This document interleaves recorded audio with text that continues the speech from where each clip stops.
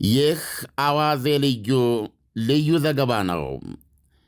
የትናንቱን ሌሊት የምጽአት ዋዜማ አስመስለው ያደሩት ፕሬዚደንት ዶናልድ አስጨናቂ ትራምፕ በኢትዮጵያና በመካከለኛው ምስራቅ ሰዓት አቆጣጠር ደረቅ ሌሊት አካባቢ ላይ እንደ ድመት ጸጉር ለስልሰው መገኘታቸው ተሰማ።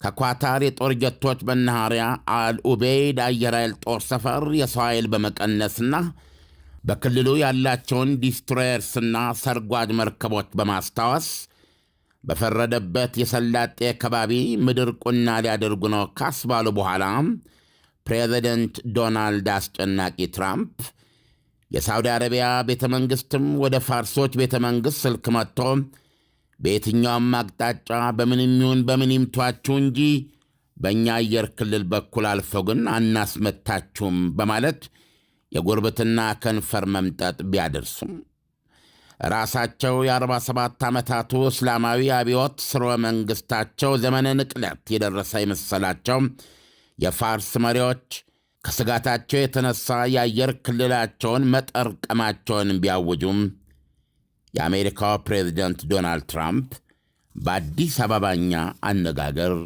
ተቀልብሰዋል።